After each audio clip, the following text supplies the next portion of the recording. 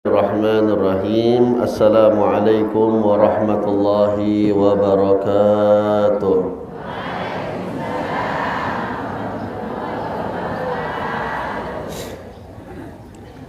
Alhamdulillahi rabbil alamin. Nahmaduhu wa nasta'inuhu wa nastaghfiruhu wa nastahdihi. Wa na'udzu billahi min syururi anfusina wa min sayyiati a'malina. May yahdihillahu fala mudilla lahu wa may yudlilhu fala hadiya lahu. Asyhadu an la ilaha illallah wahdahu la syarika lahu wa asyhadu anna sayyidana wa nabiyyana Muhammadan abduhu wa rasuluhu la nabiyya ba'dah.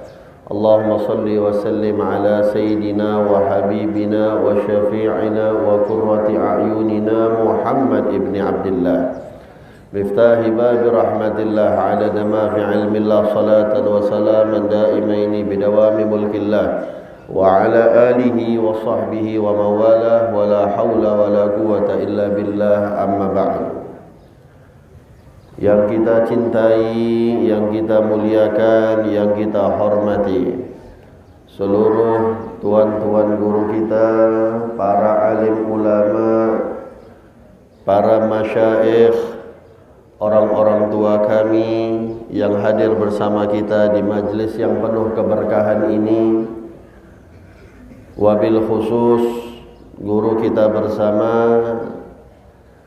Al-Ustadz Haji Yusuf Amiril atau yang sering disebut dengan Tuan Nalomo beserta keluarga besar beliau. Mudah-mudahan kita doakan insyaallah para ulama kita, wabil khusus tuan guru kita, mudah-mudahan senantiasa diberikan umur yang panjang oleh Allah Subhanahu wa taala, diberikan kesehatan yang sempurna oleh Allah Subhanahu wa taala, dijaga dan dilindungi oleh Allah Subhanahu wa taala, semakin banyak jamaahnya insyaallah, semakin ramai ibu-ibu yang ikut pengajiannya insyaallah, dan mudah-mudahan semua hajat-hajatnya dikabulkan oleh Allah Subhanahu wa taala. Hadirin hadirat, bapak-bapak, ibu-ibu, sasudena, semua yang saya hormati, yang saya muliakan. Tenang, baru sasudena saya sebutkan, saya belum sebut yang panjang-panjang lagi. Kalau panjang nanti bahasa Mandeling saya pulang semua ibu-ibu, nggak akan faham apa yang saya bilang. Saya heran, kemana-mana saya hadir majlisnya tuan guru kita, Tuan Nalomo, kenapalah mamak-mamak semua isinya. Mamak-mamaknya pun nggak tanggung-tanggung, 60 ke atas semua.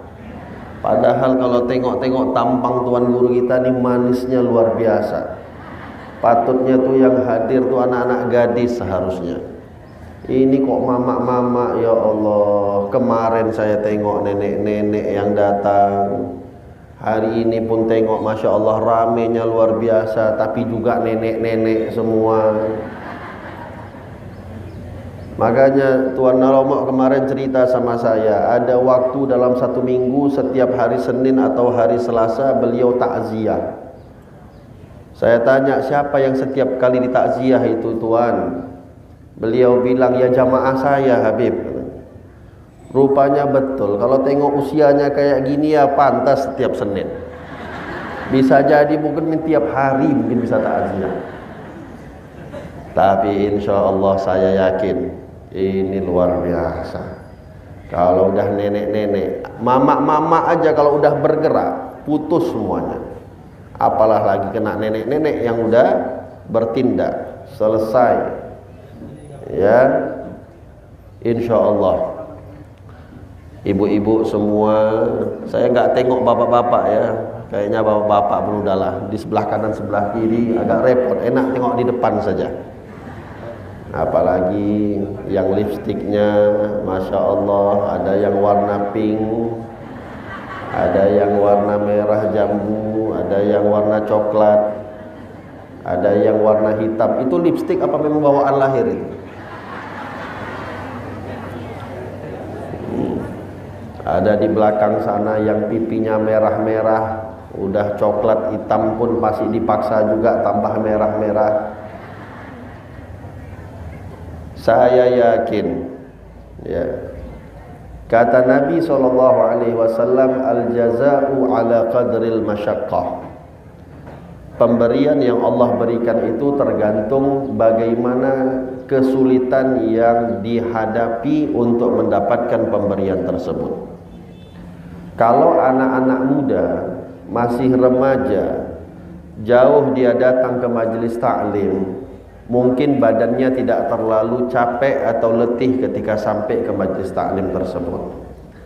Pahalanya tetap dia dapat, tapi tidak akan lebih besar dibandingkan kalau nenek-nenek ini yang di depan saya ini yang datang.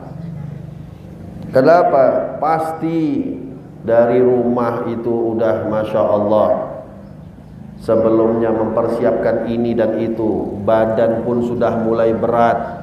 Ada yang pun jalannya sampai harus bungkuk.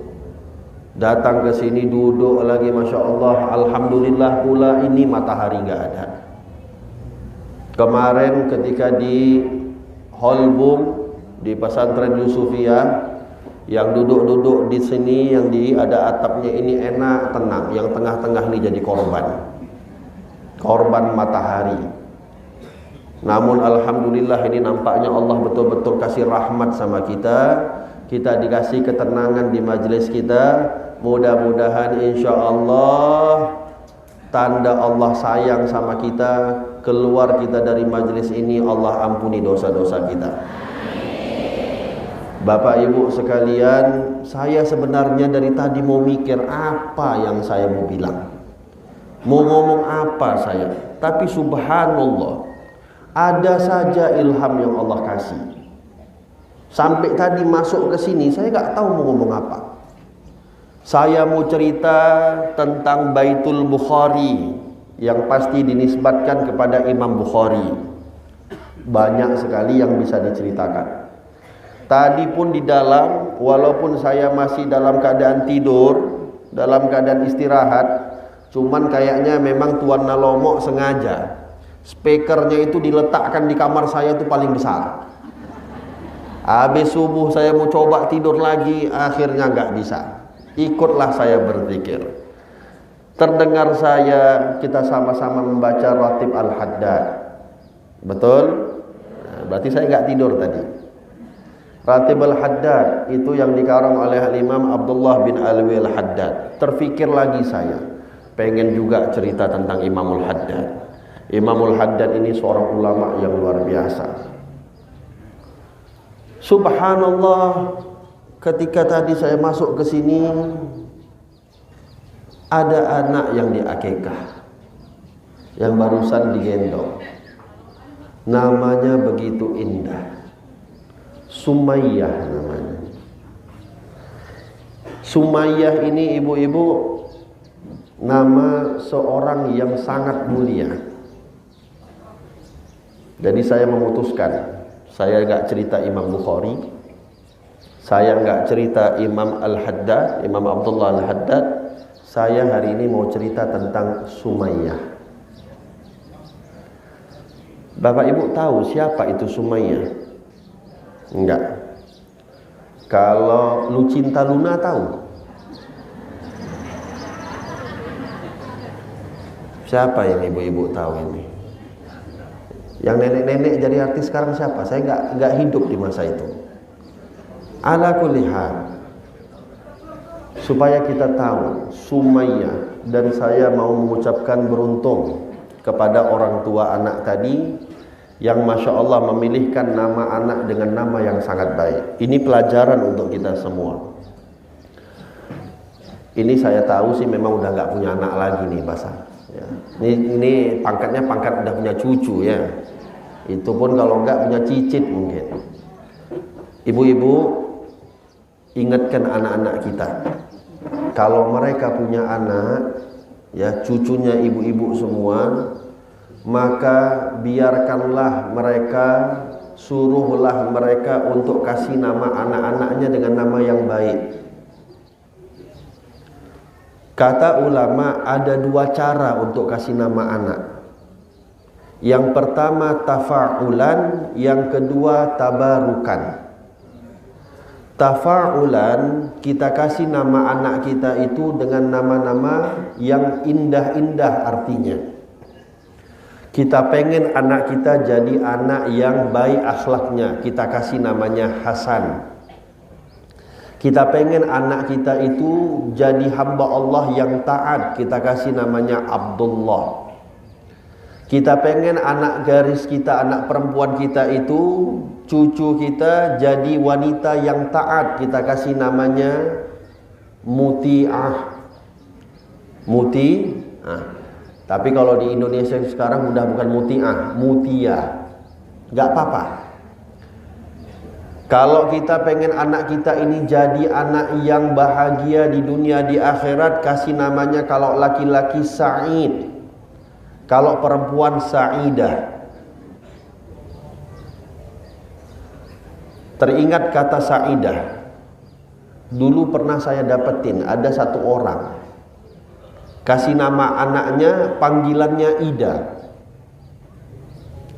Saya tanya, Ida ini kepanjangannya apa?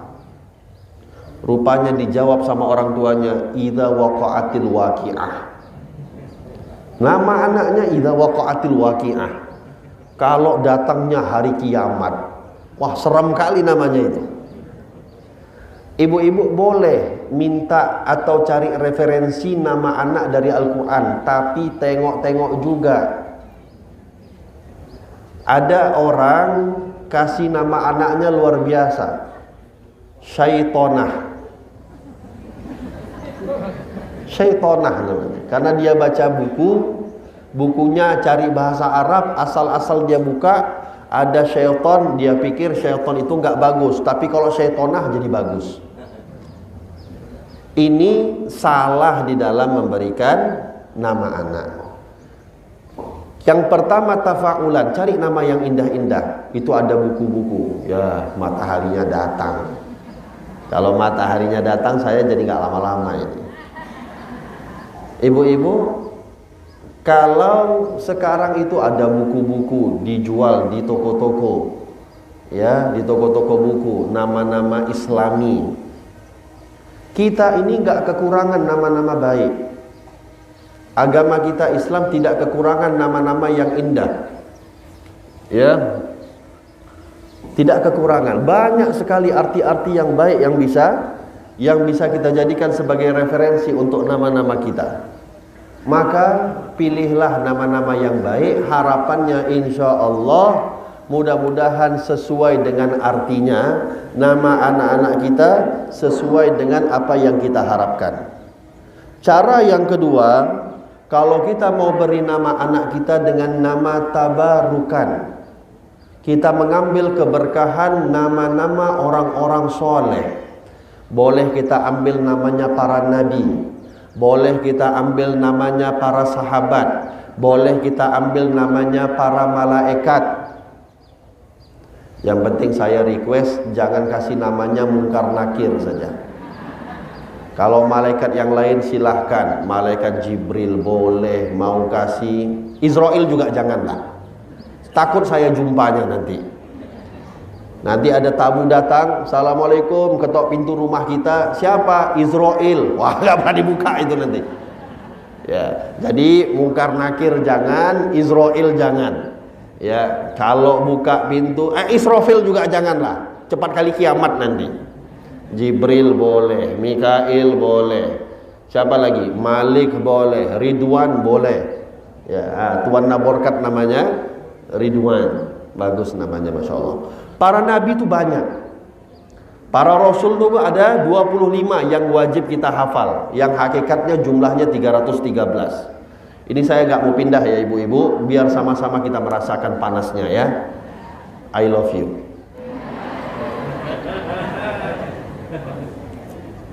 Nah, gini bu.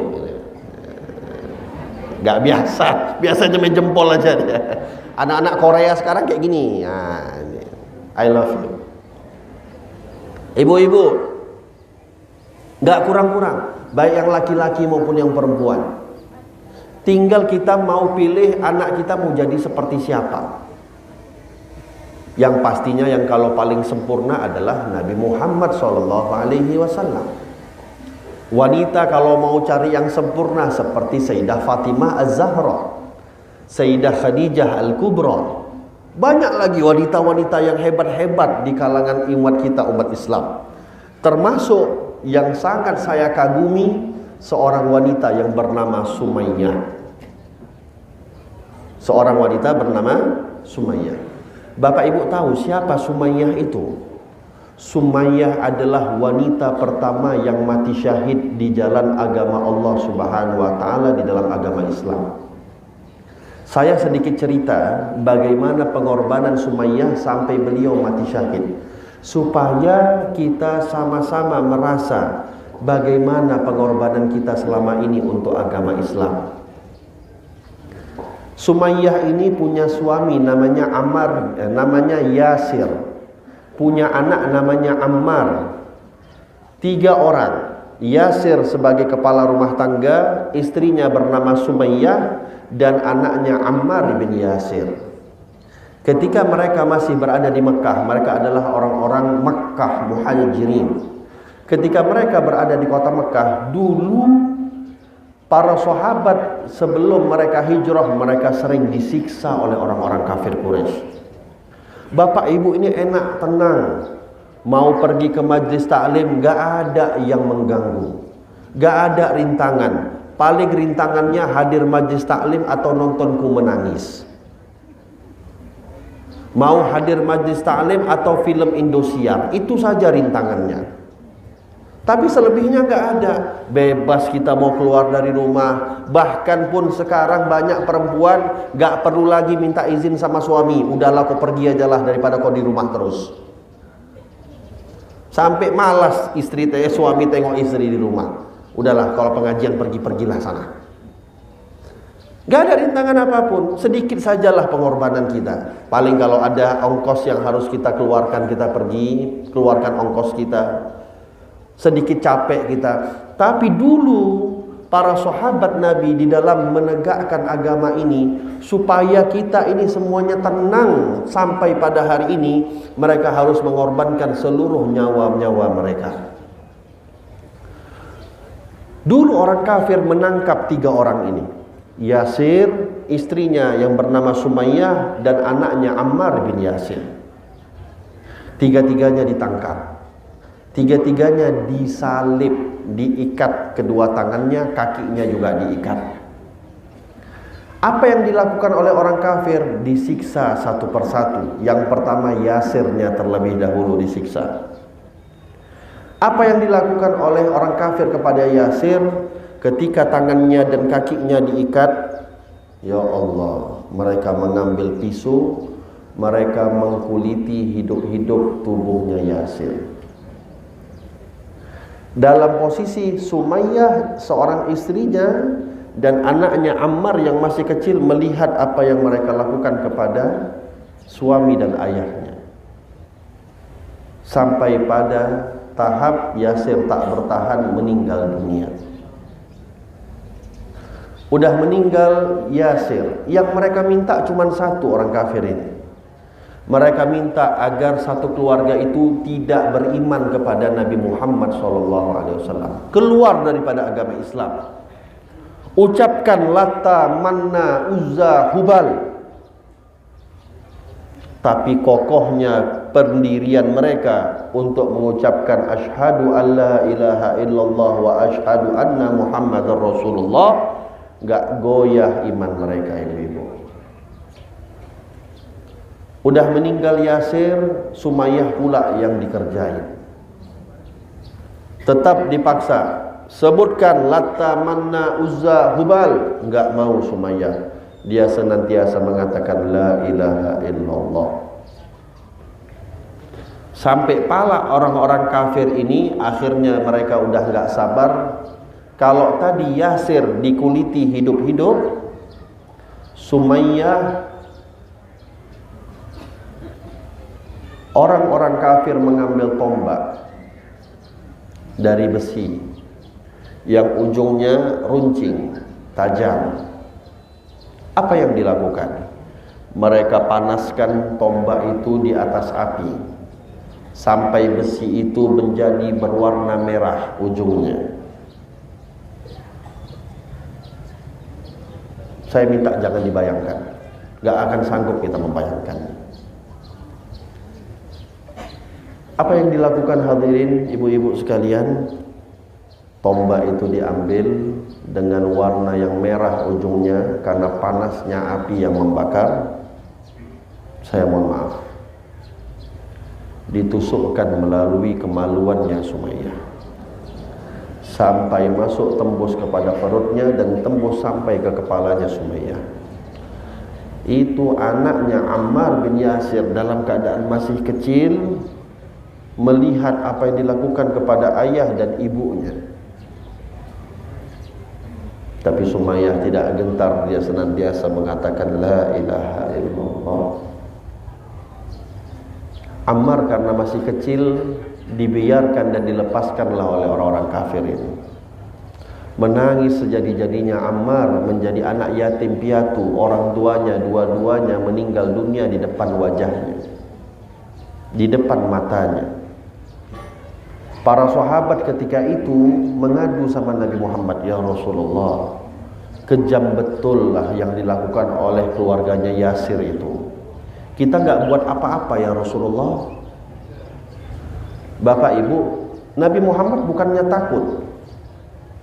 Nabi Muhammad, walaupun beliau sendiri menghadapi 10.000 orang pun di hadapannya, beliau nggak akan pernah takut.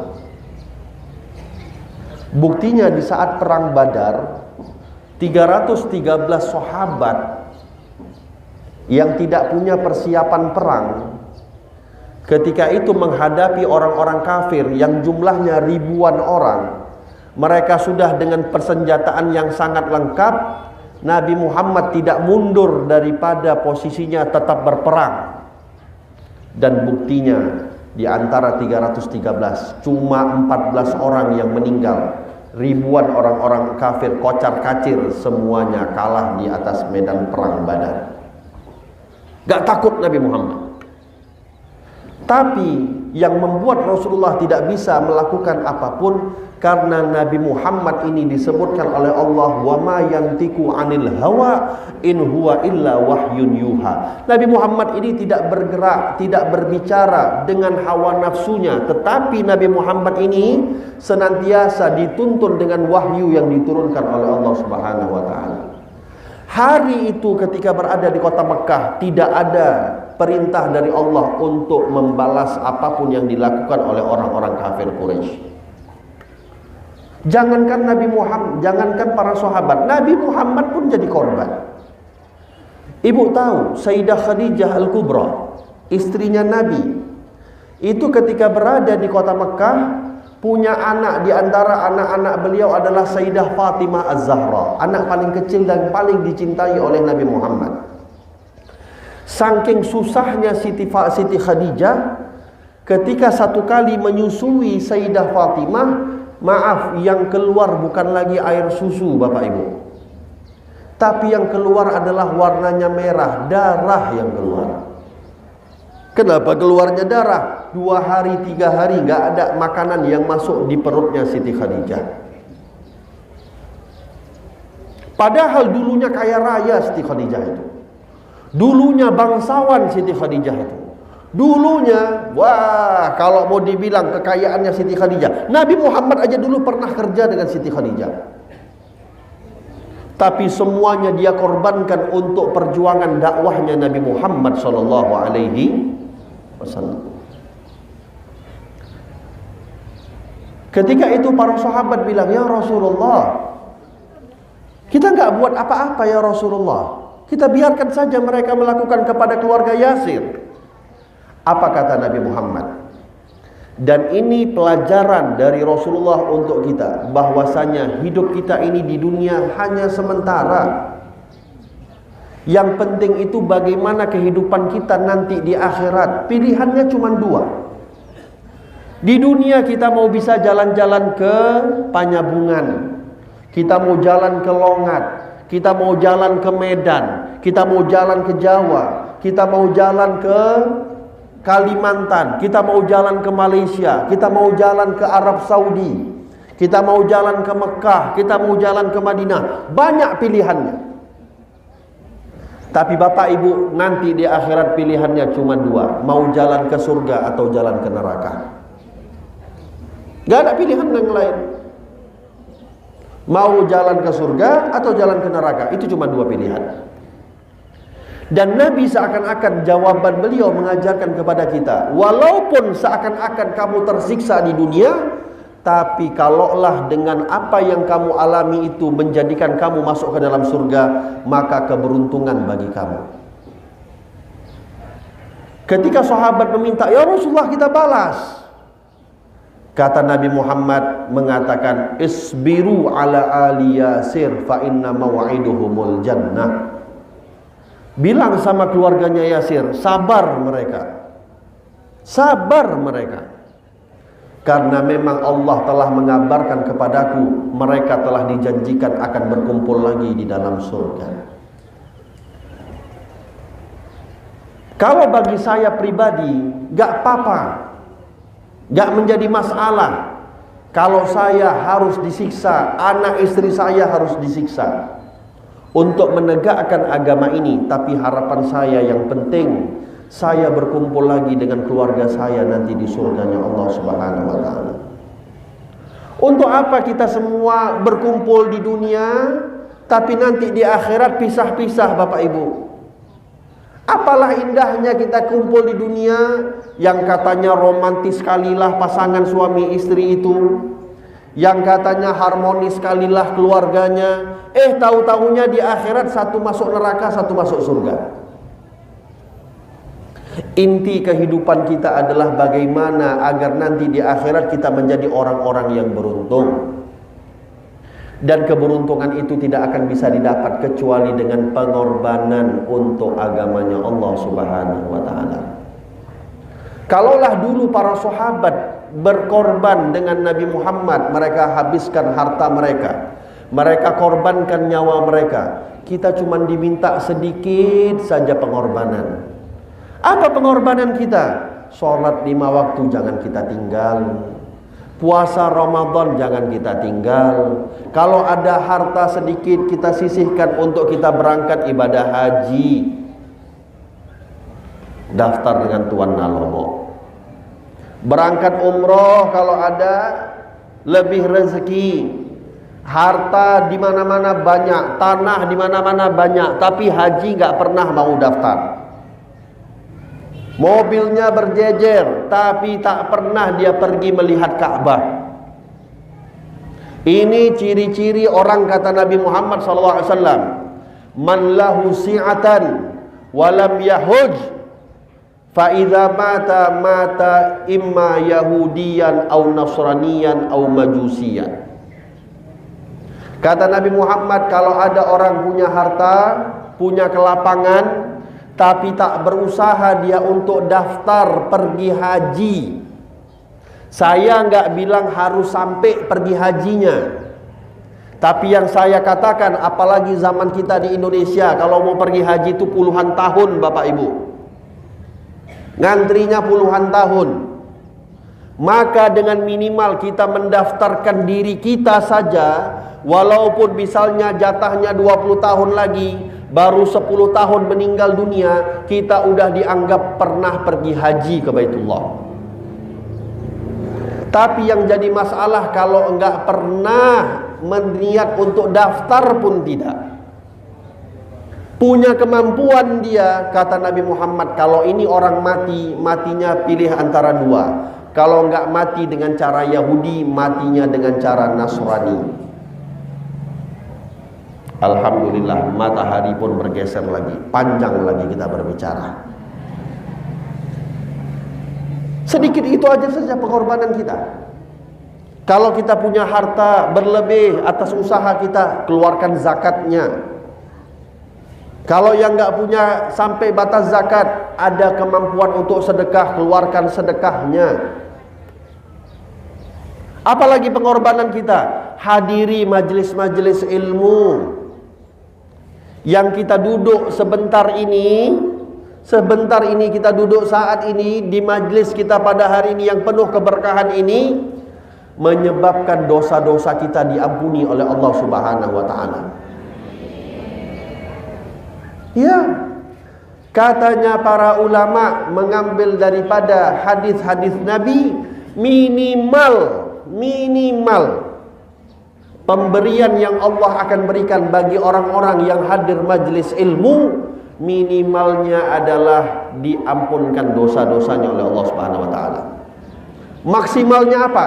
Masuk ke dalam surga. Oleh sebab itu Bapak Ibu, kalau kita melihat bagaimana pengorbanan sahabat, malu kita sebagai orang muslim. Kita ini boleh tengok-tengok sekali-kali KTP aja yang muslim, yang Islam, atau memang kita ini orang-orang Islam betulan. Mudah-mudahan sih betul-betul Islam, bukan cuma Islam KTP. Tapi kalau tengok apa yang telah kita lakukan, tapi kayaknya malu kita mengatakan diri kita ini seorang muslim muslimah. Namun Bapak Ibu, sedikit pengorbanan itu tolonglah kita laksanakan, kita jaga. Dan juga balaslah jasanya Nabi Muhammad yang setiap hari memikirkan kita, setiap malam menangis mendoakan kita. Di akhir hayatnya yang diucapkan adalah kita semua ummati ummati. Ini bentar lagi bulan Rabiul Awal mau masuk, balaslah jasa Nabi Muhammad dengan kita memperbanyak sholawat kepada Nabi Muhammad sallallahu alaihi wasallam. Bapak Ibu yang biasanya habis waktunya pegang handphone, coba bulan Rabiul Awal kita pegang tasbih-tasbih kita. Ya. Kalau kita mau baca status orang di Facebook nggak ada habis-habisnya. Mau kita baca, mau kita tengok foto-foto orang di Instagram, di TikTok, nggak ada habis-habisnya. Yang ada waktu kita yang habis, duit kita untuk ngisi kuota habis, kena hisab pula nanti di yaumil qiyamah. Tapi coba kita putarkan tasbih kita, baca Allahumma sholli ala Sayyidina Muhammad wa ala ali Sayyidina Muhammad. Allahumma sholli ala Sayyidina Muhammad wa ala ali Sayyidina Muhammad. Allahumma sholli ala Sayyidina Muhammad wa ala ali Sayyidina Muhammad. Ya Allah, kata Nabi Muhammad, ada satu orang sahabat tanya sama Rasulullah, ya Rasulullah, aku mulai hari ini mau memperbanyak sholawat kepadamu. Kam aj'al sholati alaika, berapa banyak aku jadikan sholawatku untukmu ya Rasulullah. Kalau aku jadikan sepertiga hidupku untuk bersolawat kepadamu, boleh enggak ya Rasulullah? Kata Nabi Muhammad, fahuwa khair wa in zitta fahuwa khair. Baik kalau kamu buat, tapi kalau mau kamu tambah lagi daripada itu lebih baik lagi. Kata sahabat ini bilang, ya Rasulullah, aku jadikan setengah daripada hariku semuanya untuk sholawat kepada engkau, setengah hari untuk sholawat sama Nabi. Kata Nabi SAW, itu baik, tapi kalau kamu mau tambah lagi jauh lebih baik. Berpikir lagi nih sahabat, dia bilang, kalau gitu ya Rasulullah, 2/3 hidupku aku kasih untuk sholawat kepada engkau. Nabi bilang, itu baik, tapi kalau kamu mau tambah lagi, itu jauh lebih baik. Akhirnya sahabat ini diam, merenung, dia bilang, kalau begitu ya Rasulullah, aj'al kullu yaumi sholata alaik. Aku jadikan setiap hariku untuk sholawat kepadamu saja ya Rasulullah. Apa kata Nabi Muhammad? Idzan tughfa hammuk wa yughfar laka dzambuk. Kalau kamu memperbanyak sholawat kepadaku, kata Nabi Muhammad, kalau begitu gundah gulanamu, gelisahmu, galaumu akan dihilangkan oleh Allah Subhanahu wa taala, dan dosa-dosamu akan diampuni oleh Allah Subhanahu wa taala. Maka Bapak Ibu, khususnya ibu-ibu, kalau lagi galau, lagi gelisah, lagi takut, lagi khawatir, pegang tasbih, perbanyak sholawat sama Nabi Muhammad. Insya Allah dengan berkat sholawat kepada Nabi, semua kegelisahan kita akan dihilangkan oleh Allah Subhanahu wa ta'ala. Tapi kalau kita gelisah, galau, lagi susah, yang kita ambil handphone, buka aplikasi TikTok, joget-joget, ya makin susah ibu-ibu, makin galau ibu-ibu. Karena kegalauan itu hakikatnya daripada perbuatan dosa. Dosa itu minta ampun sama Allah baru bisa kita tenang. Tapi kalau galaunya kita karena dosa, kita mau hilangkan dengan cara berbuat dosa yang lain, gak akan hilang galaunya, justru malah bertambah. Maka sama-sama kita ayo saya mengajak Bapak Ibu semua, khususnya ibu-ibu di mana-mana tempat, saya mengingatkan, ini bentar lagi masuk bulan Maulid. Ya, bulan Maulid, bulan Rabiul Awal. Bulan bagi orang-orang yang merindukan Nabi Muhammad menjadi hari raya untuknya. Bu, kadang-kadang nggak mesti mau sholawat itu harus di atas sejadah, enggak. Ibu-ibu jangan takut mau sholawat harus dalam keadaan berwudu, tidak. Ibu-ibu lagi nyapu, Allahumma sholli ala Sayyidina Muhammad wa ala ali Sayyidina Muhammad. Ibu-ibu lagi ngepel, Allahumma sholli ala Sayyidina Muhammad wa ala ali Sayyidina Muhammad. Ibu-ibu lagi masak, Allahumma sholli ala Sayyidina Muhammad wa ala ali Sayyidina Muhammad. Yang penting ibu-ibu jangan mandi aja Allahumma sholli ala Sayyidina Muhammad, ya. Lagi mandi jangan, karena lagi di kamar mandi nggak baik. Apapun yang ibu lakukan, kalau lagi nonton TV pun udahlah. Kalau memang nggak bisa tinggal lagi sinetron itu, sambil nonton TV pun tengok-tengok channel Allahumma sholli ala Sayyidina Muhammad wa ala ali Sayyidina Muhammad. Pindah channelnya lagi Allahumma sholli ala Sayyidina Muhammad wa ala ali Sayyidina Muhammad. Tengok lagi, pas pula kena siaran silet, Allahumma sholli ala Sayyidina Muhammad wa ala ali Sayyidina Muhammad. Ya, biar jangan setajam silet tontonan kita. Ya, tajam kali itu memang, lancip bibir gosip-gosip itu. Begitu juga megang handphone kita sambil duduk-duduk Allahumma sholli ala Sayyidina Muhammad wa ala ali Sayyidina Muhammad. Yang penting perbanyak sholawat. Kata ulama bilang minimalnya memperbanyak itu satu hari minimal 300 kali. Nggak banyak-banyak kok. Itu kalau kita cuma baca. Saya nggak minta ibu-ibu baca sholawat yang panjang-panjang, yang pendek-pendek saja. Allahumma sholli ala Sayyidina Muhammad wa ala ali Sayyidina Muhammad. Atau Allahumma sholli ala Sayyidina Muhammad wa ala alihi wa sahbihi ajma'in. Boleh. Itu satu kali 1 detik. Satu kali 1 detik. 300 kali 300 detik. 300 detik cuma 5 menit. Satu hari kita hidup 3.600 menit. Kita pakai 5 menit untuk sholawat sama Nabi. Kira-kira pelit apa enggak itu? Pelit itu sebenarnya. Tapi ya sudahlah, kata ulama 300 kali pun udah dapat, minimal memperbanyak sholawat kepada Nabi Muhammad Sallallahu Alaihi Wasallam. Dan juga yang kedua, mulai ibu sedikit demi sedikit kita amalkan sunnah-sunnah Nabi. Gak usah yang panjang, yang repot-repot.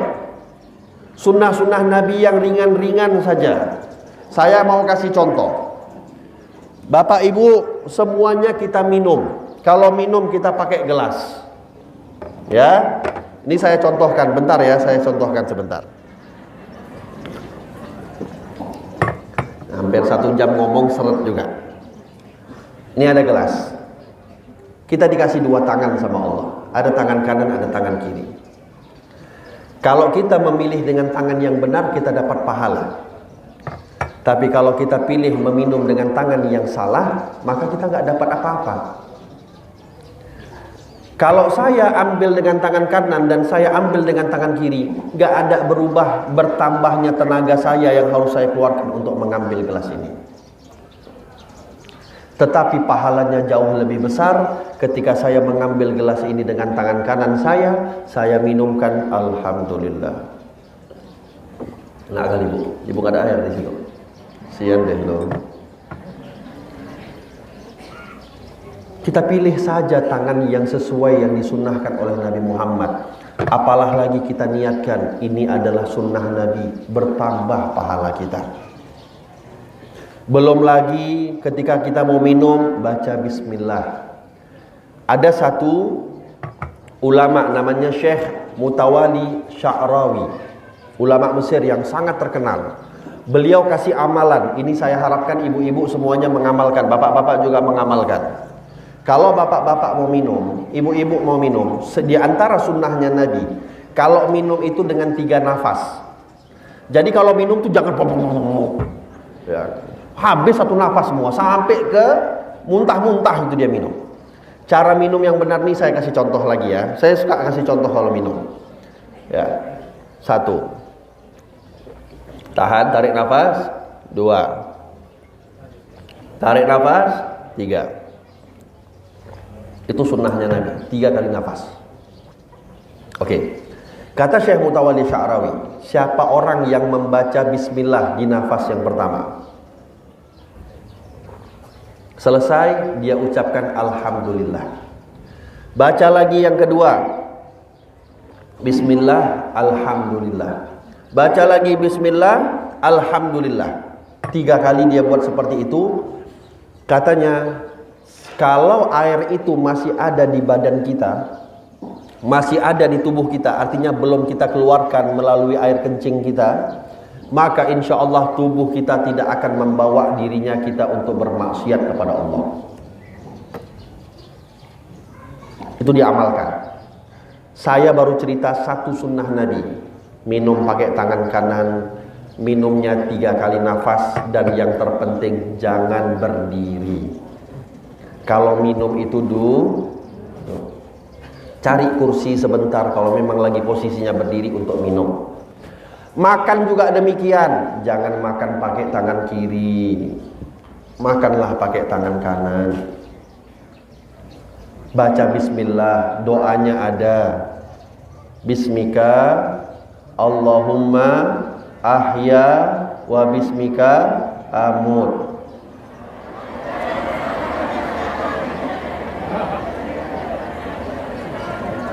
Ini mau makan apa mau tidur ini?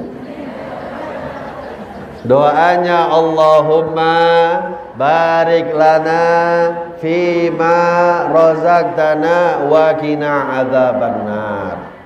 Itu doa kalau kita ambil, kalau kita baca, makanannya kita masuk langsung ke perut kita, enggak bagi-bagi sama setan. Tapi kalau enggak baca doa, memang yang nampaknya yang kenyang perut kita, tapi yang dapat makanan ruhnya bukan kita, setan yang makan. Makan pakai tangan kanan, jangan berdiri. Nih ibu-ibu nih kalau kondangan sering nih, bapak-bapak juga demikian. Kalau kondangan juga sering ambil kue, ambil apa, cari malas tempat duduk mungkin agak penuh, udahlah makan aja sambil berdiri. Ini banyak nih kejadian, jangan lagi buat kayak gitu. Bapak-bapak juga saya sarankan, kalau mau merokok sunnahnya dulu, repot-repot lah bapak itu. Gak ada pula lah sunnah merokok dalam keadaan duduk.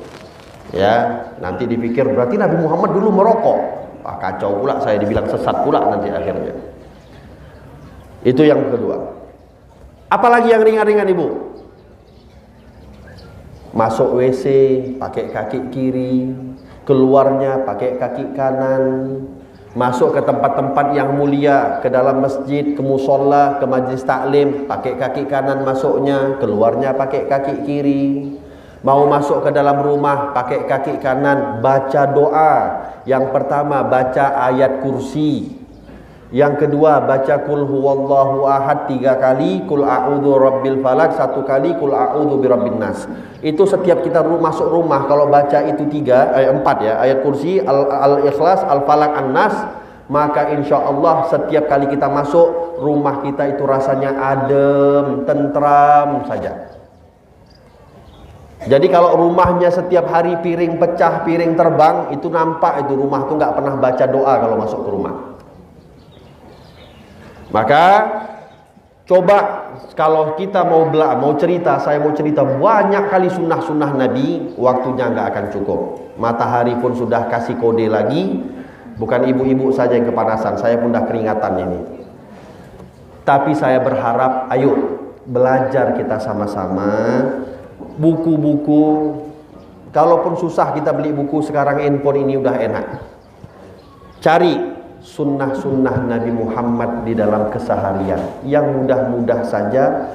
Coba kita punya tekad, kita mau mengamalkan minimal 1 hari bertambah 1 sunnah yang kita amalkan dalam kehidupan kita. Bisa insya Allah? Bisa insya Allah? Pesan saya cuma 2. Yang pertama, perbanyak sholawat sama Nabi. Yang kedua, amalkan sunnah-sunnah Nabi. Apa hasilnya? Mudah-mudahan semuanya mimpi Nabi Muhammad. Kalau udah mimpi Nabi Muhammad di dunia, insya Allah nanti pasti jumpa Nabi Muhammad di akhirat. Kalau udah jumpa Nabi Muhammad di akhirat, pasti akan jadi orang beruntung, dibimbing oleh Nabi Muhammad masuk ke dalam surga. Amin ya rabbal alamin. Mudah-mudahan insya Allah ibu-ibu ini calon jamaah ahli surga semua insya Allah. Semua yang hadir mudah-mudahan jadi calon penghuni surga insya Allah. Amin. Amin ya rabbal alamin. Mudah-mudahan insya Allah duduknya kita mendatangkan keberkahan dari Allah Subhanahu wa taala. Untuk diri kita, untuk anak-anak kita yang di rumah, untuk keluarga kita, untuk rumah kita, untuk masyarakat kita, untuk guru-guru kita semua. Amin ya rabbal alamin. Mudah-mudahan semua hajat-hajat kita dikabulkan oleh Allah Subhanahu wa taala. Apapun yang kita harapkan mudah-mudahan insyaallah diterima dan dijawab dan dibalas oleh Allah Subhanahu wa taala. Amin amin ya rabbal alamin. Mudah-mudahan insyaallah keluar kita daripada majlis ini, semua dosa-dosa kita telah diampuni oleh Allah. Hati-hati kita dibersihkan oleh Allah. Kotoran-kotoran yang ada di dalam hati kita, kotoran dendam kepada orang, kotoran iri hati kepada orang, kotoran hasud dengan orang, kotoran yang suka membohongi orang, kotoran yang membenci orang, kotoran-kotoran yang ada di dalam hati kita mudah-mudahan dibersihkan oleh Allah Subhanahu wa taala, sehingga kita semua nanti menghadap kepada Allah dengan hati yang selamat. La yanfa'u yaumun la yanfa'u malun wala banun illa man atallaha biqalbin salim. Dengan hati yang tenang, hati yang selamat, dan mudah-mudahan insyaallah yang belum dapat jodoh insyaallah dapat jodohnya. Siapa yang gak dapat jodoh kayak gini, kayak gini? Yang udah dapat jodoh mudah-mudahan tambah sakinah mawaddah warahmah. Yang belum dapat keturunan, entah anaknya atau cucunya, mudah-mudahan diberikan keturunan oleh Allah Subhanahu wa taala. Jadi anak-anak yang salihin dan salihat keturunannya insyaallah. Amin ya rabbal alamin. Yang punya hutang mudah-mudahan dilunaskan hutangnya oleh Allah Subhanahu wa taala. Oh, banyak yang punya hutang nampaknya. Yang sulit rezekinya mudah-mudahan dilancarkan oleh Allah Subhanahu wa taala. Amin ya rabbal alamin. Pokoknya apapun hajat kita, semua keinginan kita, yakin kita dengan keberkahan Nabi Muhammad sallallahu alaihi wasallam. Yakin kita dengan keberkahan majlis yang hari ini kita diliputi dan dikelilingi oleh para malaikat. Insyaallah semua yang kita minta sama Allah dikabulkan oleh Allah Subhanahu wa taala. Harapan kita yang terbesar, mudah-mudahan Allah matikan kita dalam keadaan husnul, mati dalam keadaan husnul. Allahumma khtim alaina ya Allah bi husnil khatimah, wa la takhtim alaina ya Allah bi su'il khatimah. Mudah-mudahan akhir hayat kita Allah izinkan lidah kita, lisan kita untuk mengucapkan kalimat la ilaha illallah. Kalau kita berhasil mengucap la ilaha illallah di akhir hayat kita, maka insyaallah pasti enggak pakai hisap-hisapan, langsung masuk ke dalam surga insyaallah. Amin ya rabbal alamin. Ibu-ibu, yuk sama-sama kita memperbaharui iman kita. Nabi SAW beliau bersabda, jaddidu imanakum, akthiru min qawli la ilaha illallah. Saya ucapkan la ilaha illallah, setelah itu nanti bapak-bapak dan ibu-ibu sama-sama menyambut setelah saya mengucapkan. Bisa? Bismillahirrahmanirrahim. Afdhalul amadul ana wa nabiyuna min qabli. La ilaha illallah.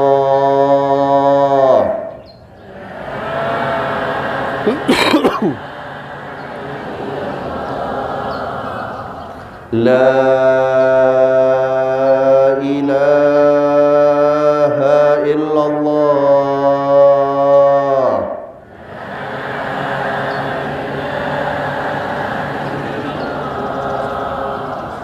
La ilaha illallah.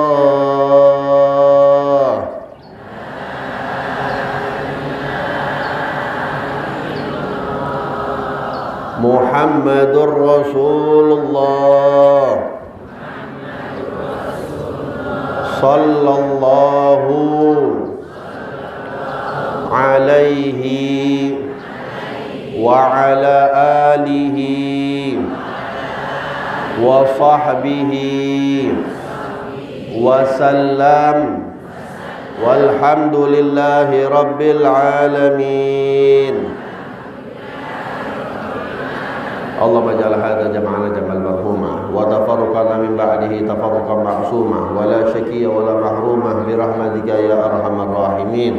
Allahumma arinal haqqa haqqa warzuqna ittiba'ah wa arinal batila batila warzuqna ijtinabah. Allahumma ja'al hawana tab'an lima ja'a bihi Nabi Muhammadin sallallahu alaihi wasallam. Rabbana hab lana min azwajina wa dhurriyyatina qurrata a'yun waj'alna lil muttaqina imama. Rabbana dhalamna anfusana wa illam taghfir lana wa tarhamna lanakunanna minal khasirin.